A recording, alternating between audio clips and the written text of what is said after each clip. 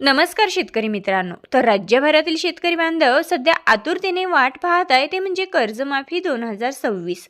मित्रांनो, आता जवळपास राज्यातल्या 24,73,000 शेतकरी बांधवांची संख्या ही कर्जमाफीसाठी आलेली आहे.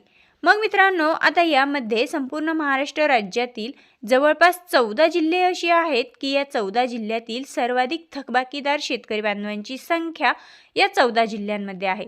मग आता ती 14 जिल्हे कोणते आहे, कोणत्या जिल्ह्यातील शेतकरी बांधवांना जास्तीत जास्त कर्जमाफीचा लाभ भेटणार आहे आणि महत्त्वाचं म्हणजे राज्यभरातील शेतकरी बांधव जे आतुरतेने कर्जमाफीची वाट पाहत आहेत, तर त्या शेतकरी बांधवांना जे प्रश्न पडलेले आहेत की नक्की कोणत्या शेतकऱ्यांची कर्जमाफी होणार, किती रुपयांपर्यंतची होणार आणि महत्त्वाचं म्हणजे नक्की केव्हा होणार, ही संपूर्ण माहिती आपण या व्हिडिओच्या माध्यमातून जाणून घेण्याचा प्रयत्न करणार आहोत.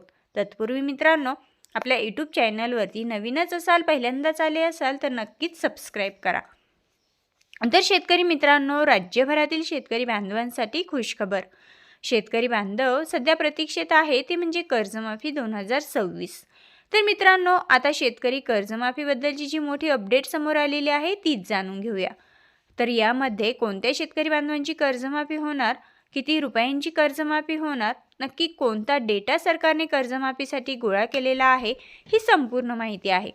तर मित्रांनो, जवळपास राज्यातल्या 24,73,000 शेतकरी बांधवांची नावे ही कर्जमाफीसाठी सरकारकडे आलेली आहेत. तर सरकारच्या माध्यमातून स्पष्टपणे सांगण्यात आलेलं होतं की 30 जूनच्या अगोदरच आम्ही संपूर्ण शेतकरी बांधवांचा 7/12 कोरा करणार आहोत. मित्रांनो, आता नक्की सरकार शेतकऱ्यांचा 7/12 कोरा करेल का? तर ही माहिती जाणून घेऊया, कारण हा निर्णय शेतकरी बांधवांसाठी खूपच महत्त्वपूर्ण असणार आहे.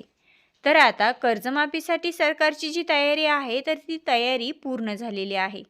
यामध्ये विदर्भाच्या 3 जिल्ह्यांमध्ये सर्वाधिक थकबाकीदार शेतकऱ्यांची माहिती घेतली आहे.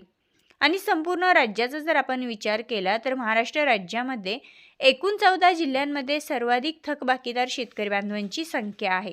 आता ही 14 जिल्हे कोणते आहे तेही जाणून घ्या. तर यामध्ये पुणे जिल्हा आहे, नाशिक जिल्हा, परभणी जिल्हा, धाराशिव जिल्हा, नांदेड जिल्हा, नागपूर जिल्हा, मुंबई, जालना जिल्हा, बुलढाणा जिल्हा, त्यानंतर बीड जिल्हा, छत्रपती संभाजीनगर जिल्हा, अमरावती जिल्हा आणि अहिल्यानगर जिल्हा तसेच सोलापूर जिल्हा, ही जी 14 जिल्हे आहेत तर या 14 जिल्ह्यांमध्ये सर्वाधिक थकबाकीदार शेतकरी बांधवांची संख्या आहे.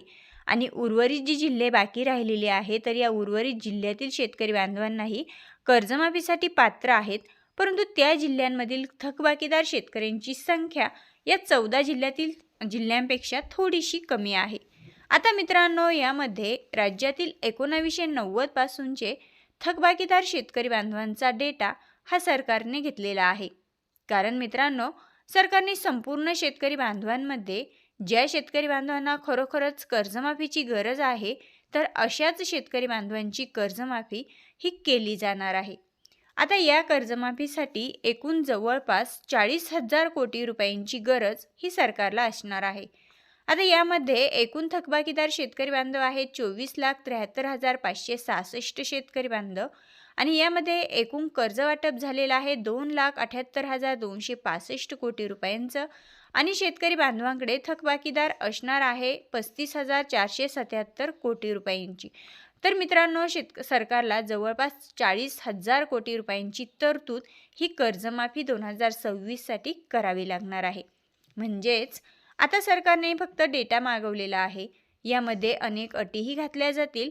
आता यामध्ये कोणत्या अटी घातल्या जातील हे आपल्याला येणाऱ्या काळामध्ये पाहावं लागणार आहे.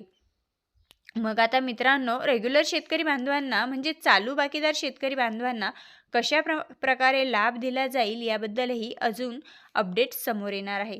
मित्रांनो, जसं की आता सोशल मीडियाच्या माध्यमातून असं समोर येतंय की 3 लाखांपर्यंतची सरसकट कर्जमाफी ही केली जाणार आहे.